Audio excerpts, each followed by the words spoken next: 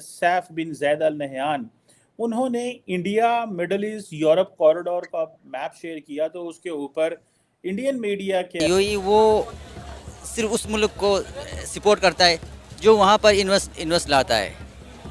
जो सिनेरियोस पैदा हुए हैं मुल्क के अंदर, जहाँ पर हम अपने मसाइल से जूझ रहे हैं, दूसरी तरफ हम कश्मीरियों को कहेंगे कि भाई वो सब कुछ छोड़कर हमारे पास आओ, क्या वो आएंगे? नहीं, वो तो कभी भी नहीं आएंगे। इसके अंदर ये हाईलाइट होना शुरू कर दिया जी कि वो मैप शेयर किया गया है जो इंडियन सरकार का मैप है, जो इंडियन हुकूमत जिस मैप को कहती है। इस तरह का कोई भी नक्शा एटलीस्ट पाकिस्तानियों को काबिल कबूल नहीं है, और हम कश्मीरियों के साथ हमेशा से खड़े हैं और कश्मीर को हमेशा से पाकिस्तान का हिस्सा समझते रहे हैं। कश्मीरी लोग पहले आएंगे, पर अगर आप उनका एरिया वाइज देखें तो अभी तक हम मतलब अपना मुल्क नहीं ठीक कर पाए, तो उन्हें लेके मेरा ख्याल हम डबल मुसीबतें खड़ी उनके लिए ही करेंगे। मिनिस्टर ऑफ यूएई से ये उनको पता नहीं होगा, या ये भारत का मैप एक्सेप्ट हो चुका हुआ है। थर्ड, क्या पाकिस्तान जो है वो अपनी स्टोरी दुनिया को बता नहीं सका। ऐसी रेट जो है ना अपना वो बहुत बेहतर करना है, वहाँ पे पढ़े लिखे लोगों को ना बहुत ज़्यादा उन्होंने प्रमोट करना है। यही वजह है कि आज माइक्रोसॉफ्ट का जो सीईओ वो भी एक इंडियन है। उसके बाद जो ट्विटर के अंदर भी जो है मेन जो राजा हरी सिंह था वो पाकिस्तान, कश्मीर तो एक अलग स्टेट था ना जी, तो उसने कहा कि भाई मैं तो पाकिस्तान के साथ नहीं, मैं तो हिंदुस्तान के साथ इलाहा करना। पोस्ट पे लोग हैं वो भी इंडियन है, उसके साथ साथ जितनी भी की कंपनीज है ना घोड़ों की, वो वहाँ पे सारे इंडियंस ही काम कर रहे हैं। और जितने अगर आप पाकिस्तानियों को संभाल लिया तो वो सालम लेके वहाँ पे बैठे होंगे। ठीक है, क्या ये जो दुनिया को या मुस्लिम वर्ल्ड को इंडियन का दिया हुआ मैप जो हर जगह मिलता है, ये भी वही वजह है sir?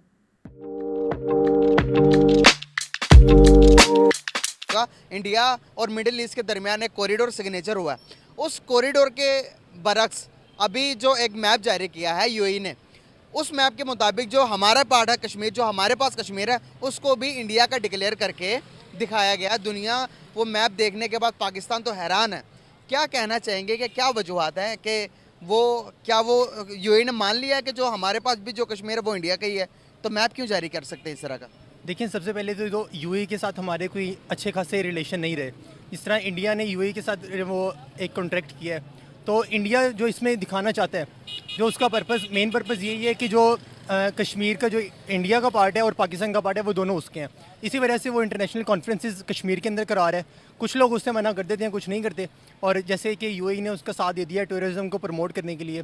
So I think this is the main reason कि इंडिया का इसके पीछे ज़्यादा हाथ है, यूएई का कम है। क्योंकि यूएई ने तो वो एक्सेप्ट करना ही है, क्योंकि देखें जब तक हमारी जो इकॉनमी है स्टेबल नहीं होगी, तब तक हमारी कोई बात भी नहीं सुनेगा। वो अपने कश्मीर के अंदर यूएई दुनिया का सबसे बड़ा मॉल बनाने जा रही है, एमआर कंपनी। एक तरफ हमारे कश्मीर के अंदर बिजली के बिलों से लोग तंग आकर डेली एहतजाज कर रहे हैं, दूसरी तरफ वो इतनी फैसिलिटीज़ प्रोवाइड कर रहे हैं। तो अगर एंड पे जब ये फैसला होगा कि भाई हाँ बताओ तुम किधर जाना चाहते हो, पाकिस्तान साइड या फिर हिंदुस्तान साइड, तो फिर लोग फैसिलिटीज़ की तरफ जाएंगे या फिर हमारे पास आएंगे? देखिए, फैसिलिटीज़ की तरफ अगर जाना होता, उन्होंने जो मकबूजा कश्मीर के लोग हैं तो वो पहले ही चले जाते। वो कश्मीर में फैसिलिटीज़ की वजह से नहीं, वो सिर्फ वहाँ पे सिर्फ एक आज़ाद माशरे की तश्कील के लिए जाना चाहते हैं सिर्फ। अच्छा जी, आपको क्या लगता है कि जो मौजूदा सिनेरियोस, करंट सिनेरियोस जो इस मुल्क के हैं, फैक्चुअल बात करनी है आपने, आपके जो मौजूदा जो सिनेरियोस पैदा हुए हैं मुल्क के अंदर, जहाँ पर हम अपने मसाइल से जूझ रहे हैं, दूसरी तरफ हम कश्मीरियों को कहेंगे कि भाई वो सब कुछ छोड़कर हमारे पास आओ, क्या वो आएंगे?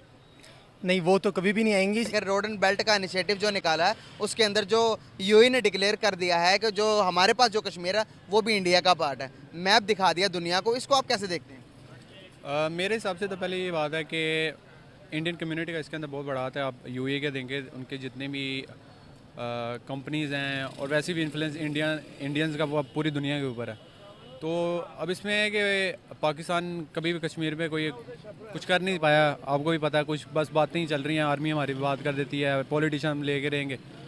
तो पहली बात तो कि इसमें सबसे बड़ी गलती तो हमारे पाकिस्तानी और हमारी गवर्नमेंट की है कि जो आज तक कोई प्लान कुछ कर ही नहीं पाई, आज तक बस बातें ही हैं।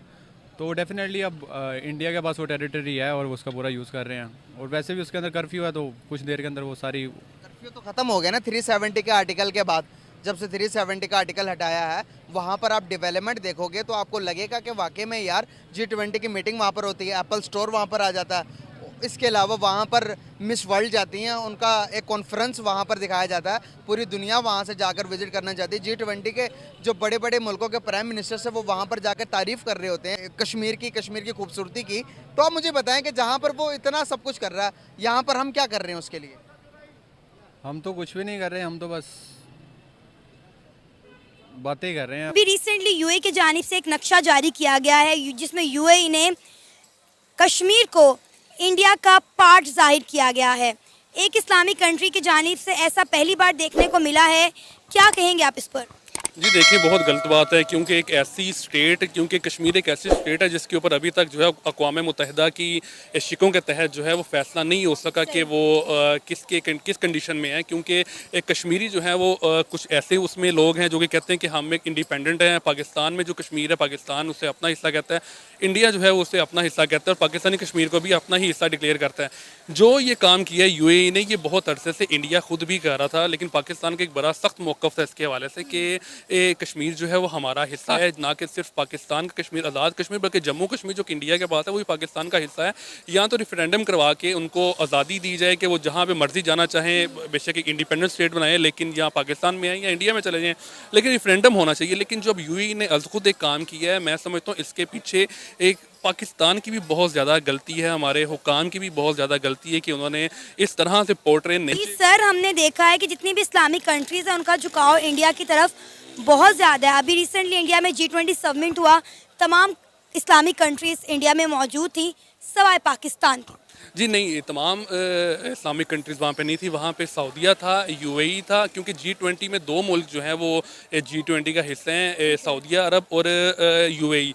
और सऊदी अरब जो है वो इस्लामी लिहाज से बहुत ज़्यादा एक मोतबर मुल्क माना जाता है, लेकिन उनका झुकाव भी वहाँ पे इसलिए है क्योंकि इंडिया जो है वो किसी से एड का तकाज़ा नहीं करता। इंडिया हमेशा इसी पॉलिसी पर जाता है कि बिज़नेस करने की पॉलिसी पर इंडिया ने जैसे एक अपना जो है वो माशी हब बनाने की कोशिश का ऐसे मुल्क के साथ जो कि उनको बिज़नेस दे, ना कि ऐसे मुल्क के साथ जो कि उनसे एड लें और जो कि उनसे जो है वो कर्ज मांगें और उनको भी आजमाइश में डालें। क्योंकि काफ़ी अर्सा ये कहा जाता रहा कि पाकिस्तान के पास जो $3 बिलियन हमारे बैंकों में हैं, ज़खायर हैं हमारे, वो भी सऊदी अरब की तरफ से ही उधार जो है वो हमारे बैंकों में रखा गया था। तो ज़ाहिर तौर पर कि मैं भी हूँ या आप भी हों, तो आपका झुकाव भी उसी मुल्क की तरफ या उसी शख्स की तरफ होगा जो कि आप पे बोझ ना बने, बल्कि आपके बोझ को डिवाइड करे। सर, अगर यही बात हम कश्मीर के लिए करें तो आप देखें कि इंडिया ने कश्मीर में कितनी डेवलपमेंट की है। आप जम्मू कश्मीर देख लें और आप आज़ाद कश्मीर देख लें। आज़ाद कश्मीर के लोग रोटी के लिए, आटे के लिए मर रहे हैं, लड़ रहे हैं, लेकिन उसके बरकस आप देख लें, मकबूजा कश्मीर में देख लें, जम्मू कश्मीर में देख लें, तो वहाँ पे कितनी डेवलपमेंट हो रही है। तो डेफिनेटली जब एक स्टेट को आप इतनी अपॉर्चुनिटीज़ देंगे तो वो तो इंडिया की साइड फिर लेगा ही ना। और ये बात में अगर ज़्यादा तंज ना आ जाए तो इसका जवाब तो ये है कि यूनाइटेड अरब एमिरेट्स अगर मेमोरेंडम ऑफ अंडरस्टैंडिंग साइन करेगा इंडिया के साथ, एक कॉरिडोर का जो कि Indian middle eastern European corridor है, तो उसमें मैप पाकिस्तान का इस्तेमाल तो नहीं कर सकता ना। वो तो एक कॉन्टेक्स्ट में बात कर रहे हैं ना, तो वो एक कॉन्टेक्स्ट में तो वो सारा इंडियन मटेरियल यूज़ करेगा।